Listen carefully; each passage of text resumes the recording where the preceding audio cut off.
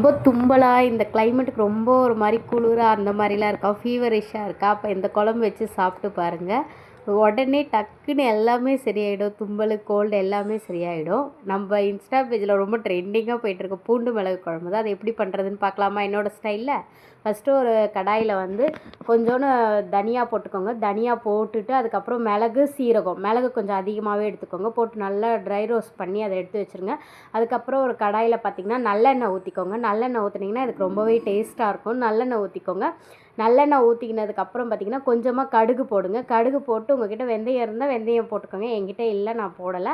கறிவேப்பிலை போட்டு பூண்டு நல்லா நிறைய இந்த மாதிரி பூண்டு உரித்து போட்டு நல்லா வதக்குங்க. அது நல்லா கோல்டன் ப்ரௌன் கலரில் வந்துன்னு வரமிளகா ஒரு உங்களுக்கு காரத்துக்கு ஏற்ற மாதிரி நான் ஒரு 5 வரமிளகா சேர்த்துருக்கிறேன். இதுக்கு சின்ன வெங்காயமாக சேர்த்துக்கலாம், பெரிய வெங்காயமாக சேர்த்துக்கலாம். நான் பெரிய வெங்காயம் சேர்த்துருக்கேன். பெரிய வெங்காயம் ஒரு 2 வெங்காயம் போட்டுக்கோங்க. போட்டுட்டு நல்லா அதையும் கோல்டன் ப்ரௌன் கலரில் வதக்குங்க. வதக்கிட்டு தக்காளியை போட்டு நல்லா வதக்குங்க. வதக்கிட்டு அதையும் நல்லா வதக்கிட்டு என்ன பண்ணுறீங்கன்னா நெக்ஸ்ட்டு பார்த்திங்கன்னா தக்காளியும் போட்டு நல்லா வதக்கிடுங்க. நல்லா வதங்கினதுக்கப்புறம் கொஞ்சமாக மஞ்சத்தூள், மிளகாத்தூள், ஆல்ரெடி நம்ம வரமிளகாவும் சேர்த்துருக்குறோம். மிளகாத்தூள் கொஞ்சமாகவே போட்டுக்கோங்க, காரத்துக்கு ஏற்ற மாதிரி மிளகாத்தூள் போட்டு நல்லா அதையும் வதக்கி விடுங்க. பச்சை வாசனை போனோடனே என்ன பண்ணுறீங்கன்னா புளியை கரைச்சி வச்சு நல்லா திக்காக கரைச்சி வச்சுருக்க புளியை வந்து ஊற்றிடுங்க. அதில் ஊற்றிட்டு அது நல்லா கொதிக்கணும். நல்லா கொதித்து நல்லா அதை சுண்டி வரும்.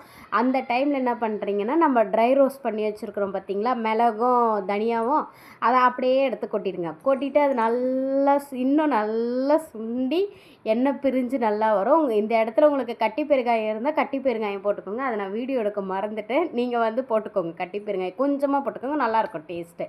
போட்டு நல்லா வதக்கிடுங்க. வதக்கிட்டு எண்ணெய் பிரிஞ்சு வரும். இந்த மாதிரி இன்ட்ரெஸ்டிங்கான குக்கிங் வீடியோக்கு நம்ம சேனலை ஃபாலோ பண்ணிக்கோங்க.